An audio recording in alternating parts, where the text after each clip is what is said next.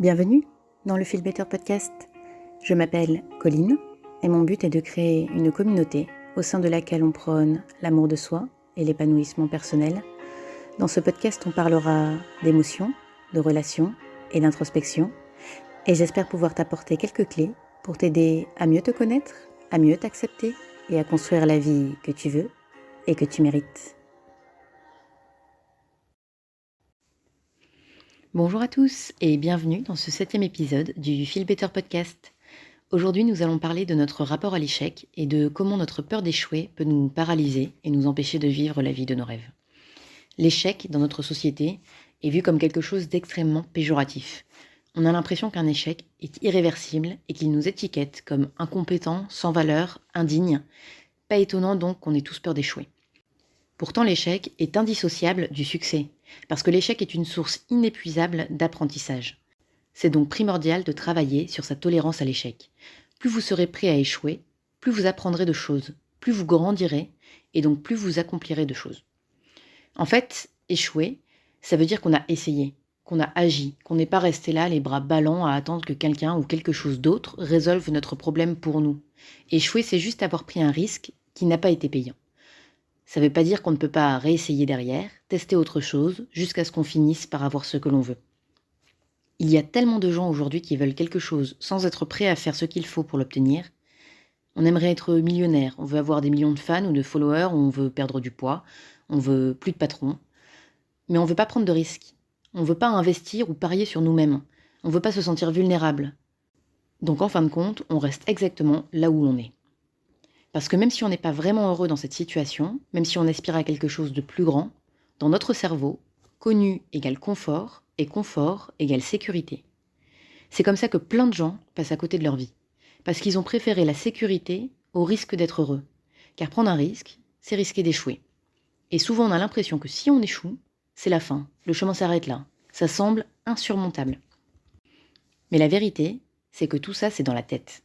La manière dont vous choisissez, et je dis bien choisissez, de réagir face à l'échec, c'est quelque chose sur lequel vous avez le contrôle. Vous devez identifier l'histoire que vous vous êtes créée dans votre tête, et une fois que vous l'avez identifiée, il faut changer l'histoire. Vous êtes l'auteur, vous avez le stylo, vous décidez de ce que vous voulez vous raconter. Et si vous voulez augmenter votre tolérance à l'échec, il faut transformer l'échec en opportunité. En opportunité d'apprendre, de découvrir, d'avancer. Car à chaque fois que vous menez une action, vous avancez. Indépendamment du résultat que vous obtenez, même s'il n'est pas bon. Pour avancer, il faut agir.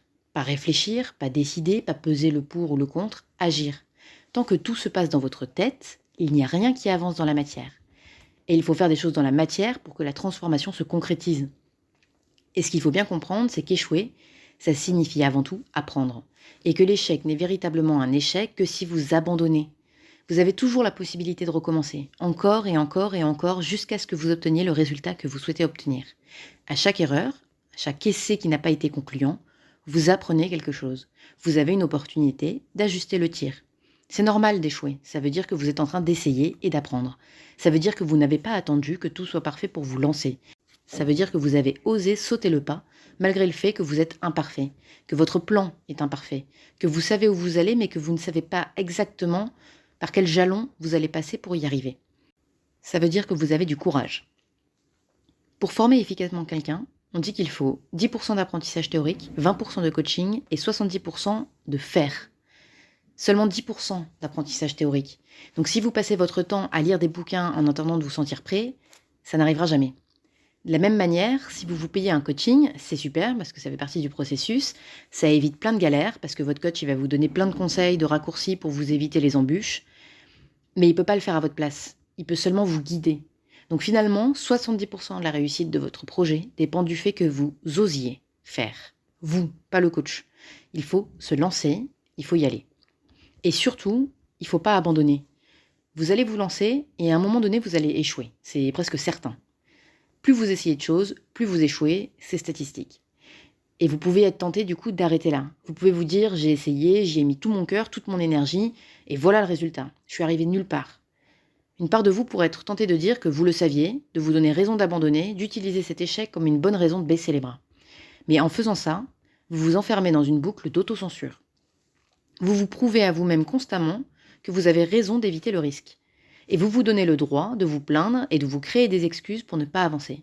Finalement, vous vous déresponsabilisez. Vous adoptez un rôle de victime. Vous ne menez plus votre vie, c'est la vie qui vous arrive. Je voulais faire ça, mais il m'est arrivé ça. Il y a eu la météo, le trafic, les autres. La vérité, c'est qu'il y a toujours une bonne raison extérieure pour ne pas arriver à faire ce que vous voulez faire. Et si vous cherchez une raison, vous allez en trouver une. Il y a une forme de confort à se déresponsabiliser, car c'est pouvoir dire que c'est pas de notre faute, c'est ôter la culpabilité, c'est éviter les confrontations.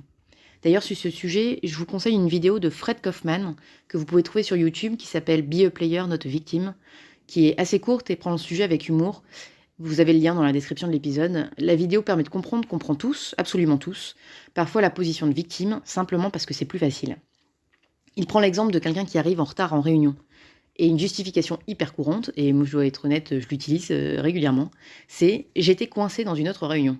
Comme si la réunion nous avait obligés à rester, comme si on s'était retrouvés attachés à notre chaise sans possibilité de partir. Quand on y réfléchit, la vraie raison c'est « j'ai choisi de rester dans la réunion précédente en sachant pertinemment que j'avais une autre réunion qui commençait ». C'est un choix conscient, vous avez priorisé quelque chose, et peut-être même que vous aviez de bonnes raisons pour prioriser cette réunion plutôt que l'autre. Mais vous dites quand même « j'étais coincé dans une autre réunion ».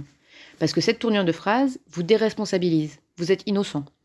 Mais, et c'est là que ça devient intéressant, il explique dans la vidéo que le prix de l'innocence, c'est l'impuissance.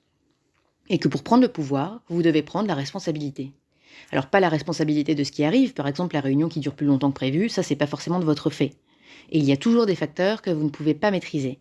Mais la responsabilité de faire quelque chose à ce propos, comme sortir de la réunion par exemple. Le pouvoir, c'est prendre la responsabilité de réagir, de trouver un plan B, de sortir des sentiers battus. Évidemment, dans l'exemple de la réunion, c'est pas bien grave, mais si on parle d'un projet de vie, ça prend une toute autre dimension. Quand quelque chose d'externe arrive et stoppe brusquement quelque chose dans lequel vous vous étiez lancé, quelque chose qui vous tenait à cœur, vous avez deux possibilités. Vous plaindre, vous recroqueviller sur vous-même, pleurer, abandonner, ou vous battre, contourner le problème, trouver une nouvelle solution. Tant que vous êtes en vie, tant que vous êtes là, sur cette terre, peu importe la situation dans laquelle vous êtes, vous avez le pouvoir de changer votre vie. Vous avez le pouvoir de créer ce que vous avez envie de créer, à condition d'accepter d'échouer, encore, et encore, et encore, jusqu'à ce que vous finissiez par réussir. La clé, c'est simplement de ne pas abandonner. Je dis simplement parce que le concept est simple, mais la pratique, elle l'est évidemment pas. Ça demande de la pratique de rester dans le rôle de celui qui prend la responsabilité de ses actes et de sa vie. Quand vous enchaînez 3, 4, 5 échecs d'affilée, c'est dur de ne pas se demander « est-ce que je suis vraiment fait pour ça ? Pour qui je me prends pour imaginer mériter cette vie qui me fait rêver ? Est-ce que je ne serais pas mieux à rester dans ma situation actuelle ?» Évidemment que c'est dur. Si c'était facile, tout le monde le ferait et tout le monde vivrait la vie de ses rêves. Ok, si vous avez lâché, si vous êtes en train de faire autre chose ou que votre esprit a dérivé, je vous propose de revenir vers moi. Je crois que ce qui est important, quand on en arrive à se demander si tout ça en vaut vraiment la peine, c'est de se demander « pourquoi je fais ça ? Qu'est-ce qui m'a motivé à la base ? Qu'est-ce qui m'a donné envie de me lancer là-dedans ? » Je pense que c'est très important d'avoir les réponses à ces questions, parce que ce sont elles qui vous permettront de ne pas lâcher le moment voulu. Quand vous aurez peur d'être jugé, quand vous aurez peur d'être abandonné, quand vous aurez peur de vous sentir moins que rien, si vous n'avez pas un pourquoi qui résonne fort à l'intérieur de vous, vous ne vous relèverez pas, vous abandonnerez. Est-ce que vous ne voulez plus de patron pour pouvoir travailler de chez vous et voir vos enfants grandir ? Est-ce que vous voulez avoir des millions de followers parce que vous avez un message à faire passer ? Ou une passion à partager ? Est-ce que vous voulez changer de job parce que vous avez toujours voulu vivre de votre passion ? Parce que vous voulez vous sentir plus libre ? Qu'est-ce que vous allez gagner quand vous aurez réussi à aller au bout de votre projet ? La liberté d'être vous ? La possibilité de vivre cet amour que vous vous interdisez ? Du temps à passer avec vos proches ? La sécurité financière pour vos enfants ? L'assurance que vos parents passent leur retraite dans la dignité ? Qu'est-ce que vous avez à gagner ? Si votre pourquoi est assez fort, vous vous relèverez et vous essaierez encore. Ne vous découragez pas parce que le chemin est difficile. Au contraire, si le chemin vous paraît difficile, c'est qu'il y a beaucoup à apprendre. C'est que vous allez ressortir de ce chemin grandi, plus fort, plus sage. Ne vous contentez pas de rester sur des défis faciles à surmonter. Si vous passez votre vie à rester dans votre zone de confort, vous ne saurez jamais de quoi vous étiez capable. À la fin de votre vie, quand vous regarderez en arrière et que vous vous demanderez si votre vie valait la peine d'être vécue, vous aurez envie de répondre oui à cette question. Vous aurez envie de pouvoir dire que vous avez pris les risques que vous deviez prendre pour atteindre les rêves que vous vouliez atteindre. Certains auront payé et d'autres non. Mais finalement, vous aurez construit votre chemin. Vous aurez bâti votre propre vie. Et vous pourrez dire avec fierté que vous n'êtes pas resté sur le chemin tout tracé que la société avait dessiné pour vous. Et je crois que c'est ça avant tout le succès. Ce n'est pas l'argent, la carrière ou même la famille, c'est le fait d'avoir pris assez de risques pour ne pas avoir de regrets. Assez de risques pour construire une vie qui vous ressemble, dans laquelle vous pouvez dire « j'ai choisi d'être là et j'en suis heureux ». Il n'y a pas de jour sans nuit, il n'y a pas de bonheur sans malheur, il n'y a pas de réussite sans échec. Le bien et le mal, le yin et le yang, tout est question d'équilibre dans ce monde. Il faut savoir l'accepter. Il faut savoir apprécier les moments difficiles, en sachant qu'ils sont nécessaires pour qu'on apprenne les leçons dont on a besoin pour accéder à la vie que l'on désire. L'échec est immuable, mais il n'est pas un mal. Il est ce que vous en faites. Donc j'aimerais que vous vous posiez cette question, là, tout de suite. Qu'est-ce que je retarde parce que j'ai peur d'échouer ? Qu'est-ce que je ne fais pas parce que je pense que je ne suis pas à la hauteur, que je ne mérite pas cette réussite ou ce bonheur ? Qu'est-ce que je mets en pause sous prétexte que je dois encore préparer tel processus, tel protocole ou tel support de communication parce que c'est pas le bon moment, parce que vous êtes fatigué, parce que c'est l'hiver ? Et demandez-vous, est-ce que ce sont des excuses ? Est-ce que je remets à plus tard ce que je pourrais faire maintenant ? Est-ce que toutes ces questions que je me pose et que j'estime légitimes ne sont pas un moyen de me protéger du risque d'échouer ? Est-ce que je ne suis pas en train de mentaliser, de suranalyser pour éviter de passer à l'action ? Parce qu'à la minute où je passerai à l'action, je serai vulnérable. Et demandez-vous, quelle action je peux engager ? Elle n'a pas besoin d'être énorme, ça peut être une toute petite action, tant qu'elle vous rapproche de ce que vous souhaitez. Est-ce que vous pouvez la faire là, maintenant, tout de suite ? Pas demain, pas dans une semaine, pas dans un mois ?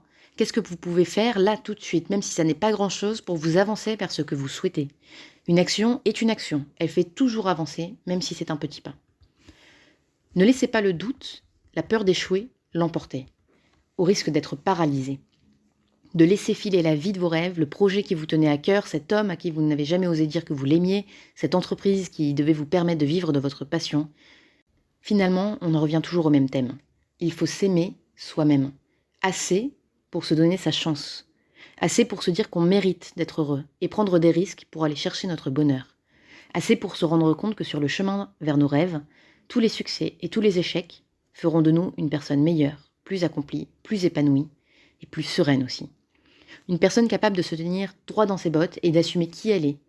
Il y aura toujours des détracteurs lorsque vous essaierez de sortir des sentiers battus. Des gens pour vous expliquer que vous avez tort, que vous allez échouer et que vous vous en mordrez les doigts. Ces gens, ils voient votre vie à travers leur propre prisme, celui selon lequel l'échec est insupportable. Ils n'ont pas de légitimité pour vous dire ce que vous êtes capable d'accomplir. Vous êtes la seule personne à pouvoir faire ça pour vous-même. Vous êtes la seule personne à pouvoir prouver au monde entier que vous pouvez construire la vie de vos rêves. N'ayez pas peur du regard des autres. Vous êtes là, vous êtes dans l'arène, vous êtes prêt ou prête à vous battre pour quelque chose qui vous tient à cœur. Peu importe les critiques, peu importe les remarques, vous avez le mérite d'essayer, de vous lancer et d'oser. Votre courage vous honore et ne laissez jamais personne vous enlever ça. Parce que s'il y a des gens pour vous critiquer, il y a aussi des gens pour vous admirer. Ils sont souvent plus silencieux, mais ça ne veut pas dire qu'ils ne sont pas là. Je suis une fervente croyante du fait que lorsque vous osez prendre des risques et sortir des sentiers battus pour construire la vie de vos rêves, vous inspirez des gens autour de vous. Vous donnez l'exemple, celui de croire en soi, celui de se traiter avec amour, d'investir et de parier sur soi-même, celui de croire en quelque chose de plus grand, de croire que vous avez le pouvoir de transformer votre vie. Bref, si je devais résumer les messages principaux de ce podcast, je dirais tout d'abord que l'échec n'est pas une fin. C'est simplement une opportunité d'apprendre et de recommencer autrement, autant de fois que nécessaire. Ensuite, que l'échec n'est un échec que si vous vous abandonnez. Si vous faites preuve de persistance, que vous apprenez de vos erreurs et que vous vous accrochez fermement à pourquoi vous faites ce que vous faites, alors vous arriverez où vous voulez aller. Enfin, l'échec est un passage obligatoire pour atteindre le succès. Il faut apprendre à l'accepter et à l'accueillir. Vous n'êtes pas obligé de le vivre mal, il ne tient qu'à vous de réécrire l'histoire que vous vous racontez dans votre tête. Voilà, j'espère que cet épisode vous a inspiré à oser faire le prochain pas vers ce projet qui vous tient à cœur et que vous avez pris conscience qu'échouer est le plus grand service que vous pouvez vous rendre. Si vous avez aimé cet épisode, n'hésitez pas à vous abonner et à laisser un petit commentaire directement sur la plateforme d'écoute que vous avez choisie ou sur la page Instagram de la Feel Better Community. Si ça vous intéresse de rejoindre la communauté, vous pouvez cliquer sur le lien dans la description de l'épisode. Vous aurez droit à la newsletter hebdomadaire ainsi qu'à un guide 100% gratuit pour vous aider à analyser vos émotions. En attendant, je vous dis à la semaine prochaine, je vous embrasse, prenez soin de vous et à bientôt.